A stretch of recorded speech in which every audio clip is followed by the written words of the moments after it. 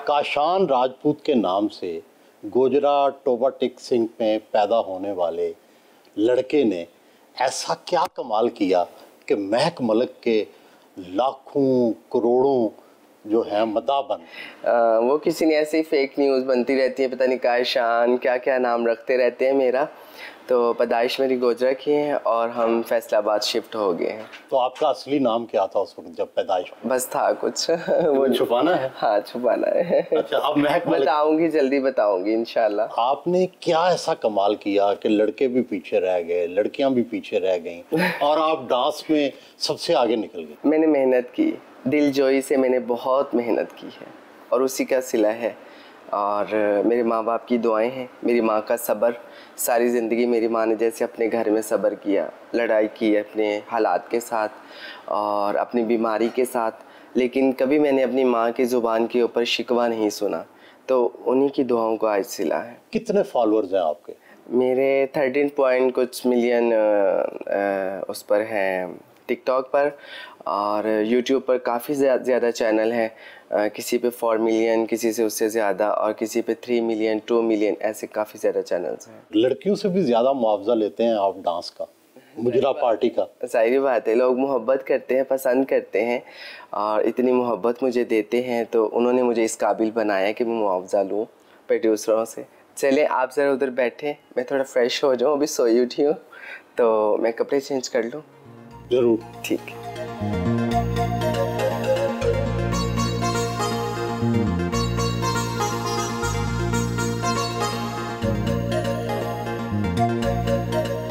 सुर्ख, सफ़ेद और नीले रंग का कीमती गैर मुल्की ब्रांड वर्साचे का फर्नीचर, आप जैसी पुरतयश ज़िंदगी तो शायद ही पाकिस्तान का कोई शीमेल गुजारता होगा। नहीं, ऐसा नहीं है। माशाल्लाह हमारे फील्ड में बहुत सारे लग्जरी ज़िंदगी गुजारते हैं अपनी। क्या ये सब आपने अपनी रक्स की कमाई से बनाया है?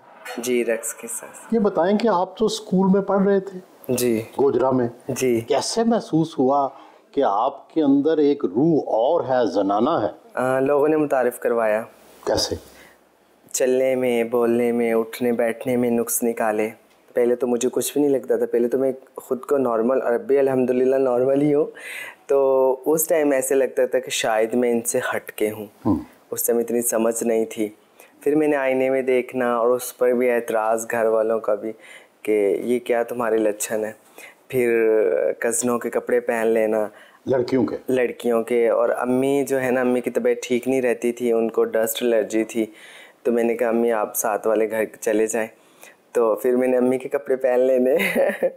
स्कूल में जब पढ़ते थे तो लड़के आपको अपनी अदाओं की वजह से छेड़ते तो होंगे? हाँ, करते थे।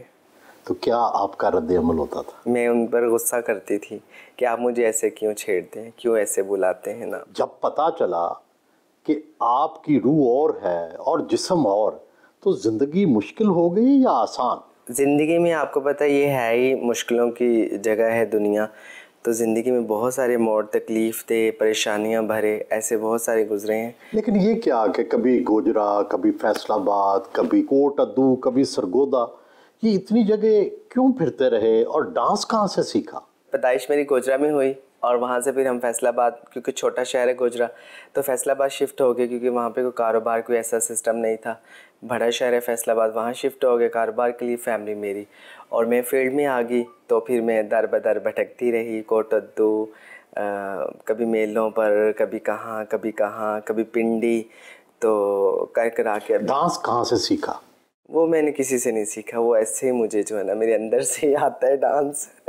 फिल्मों का डांस देखती हैं, भारतीय फिल्मों का, पाकिस्तानी फिल्मों का, किससे अदाएं या रक्स के जो अंदाज हैं वो कैसे सीखे? अदाएं तो मुझे लगता है मेरी डिफरेंट है सबसे, मैं मतलब किसी के साथ वो नहीं है। वैसे मुझे पाकिस्तान में जो है ना अंजुमन जी अच्छी लगती हैं और इंडिया में मुझे माधुरी पसंद है। लेकिन डांस सीखा किसी से नहीं? सीखा किसी से नहीं है, वो मैं खुद से ही जो है ना ऐसे मुझे आता है। थोड़ा इब्तदाई ज़िंदगी के बारे में बताएं। अब तो ज़ाहिर है आपकी ज़िंदगी अच्छी है, क्या क्या मुश्किलात आई ताकि जो दूसरे शीमेल हैं उनको भी पता चले कि भाई किन किन मुश्किलात से गुजर के आप यहाँ पहुँची हैं? रहने में मतलब कि लोगों की तरफ से देखें, जब आप घर से बाहर निकलते तो आपकी ज़िंदगी अपने नहीं होती। एक 12-13 साल बच्चे की लाइफ, उसको कोई ख़ुद फैसले करने की उसमें इतनी ताकत नहीं होती कि आप दुनिया का सामना कर सकें। फिर लोग, बहुत सारे दुनिया में ऐसे जालिम लोग मिलते हैं आपको कि आपकी ज़िंदगी को अजीरन बना देते हैं। आपको मिले ऐसे लोग? मिले मुझे। इतनी मैंने तकलीफ़ों का सामना किया कि शायद किसी ने की नहीं होंगी। मारते थे? मार मैंने खाई है, मतलब ऐसे ऐसे जुल्म मैंने बर्दाश्त किए हैं। किस तरह के जुल्म? मार के अलावा क्या जुल्म? मतलब कि मेरे एक दफ़ा बाल काट दिए गए, वो मैंने बर्दाश्त, वो भी जैसे नरगिस की किसी ने कर दी? नरगिस जी की जैसे, ऐसे ही मेरे साथ भी ऐसे ही हुआ। और वो फिर गलियां थी और मैं थी, और मैं अपने अल्लाह के आगे आहुजारी कर रही थी, रो रही थी कि ये मेरे साथ क्या हुआ और मुझे किस जुर्म की सज़ा मिली।